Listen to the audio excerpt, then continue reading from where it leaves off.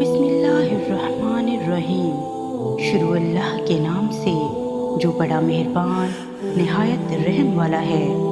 حضور اکرم صلی اللہ علیہ وآلہ وسلم شب معراج میں بیت المقدس کی طرف جاتے ہوئے مصر کے قریب ایک مقام سے گزرے تو انہیں نہایت ہی اعلیٰ اور زبردست خوشبو آنے لگی۔ آپ صلی اللہ علیہ وآلہ وسلم نے حضرت جبرائیل علیہ السلام سے پوچھا کہ یہ خوشبو کیسی ہے؟ جواب ملا کہ فرعون کی بیٹی کی باندی مشاطہ اور اس کی اولاد کی قبر سے آ رہی ہے۔ پھر حضرت جبرائیل علیہ السلام نے اس کا قصہ بیان کیا کہ مشاطہ فرعون کی بیٹی کی خادمہ تھی اور وہ خفیہ طور پر اسلام لا چکی تھی۔ ایک دن فرعون کی لڑکی کو کنگھی کرتے ہوئے اس کے ہاتھ سے اتفاقاً کنگھی گر پڑی۔ وہ اٹھانے لگی تو اس کی زبان سے بے ساختہ بسم اللہ نکل گیا۔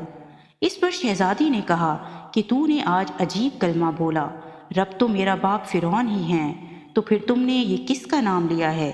اس نے جواب دیا، فرعون رب نہیں بلکہ رب وہ اللہ ہے جو مجھے اور تجھے اور خود فرعون کو روزی دیتا ہے۔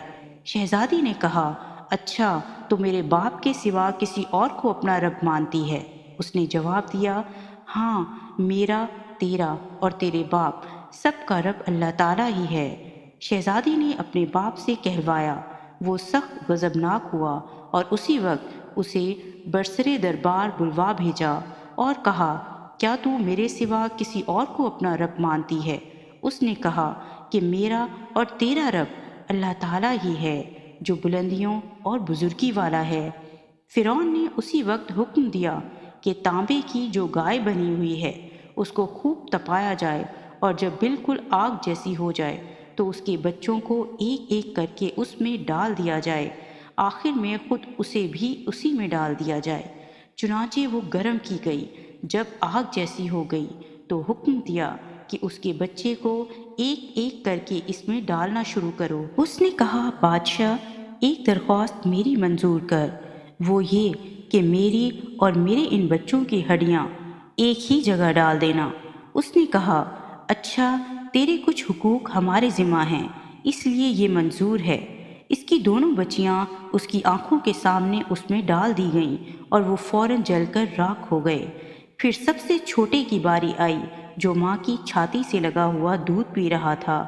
فرعون کے سپاہیوں نے اسے گھسیٹا تو اس نیک بندی کی آنکھوں تلے اندھیرا چھا گیا۔ اللہ تعالیٰ نے اس بچے کو اسی وقت زبان دے دی اور اس نے بآواز بلند کہا، اماں جان افسوس نہ کر، اماں جان ذرا بھی پس و پیش نہ کر، حق پر جان دینا ہی سب سے بڑی نیکی ہے۔ چنانچہ انہیں صبر آ گیا، اس بچے کو بھی آگ میں ڈال دیا گیا اور آخر میں ان کی ماں کو بھی اسی آگ میں جلا کر مار دیا۔ یہ خوشبو کی مہکیں اسی کے جنتی محل سے آ رہی ہیں۔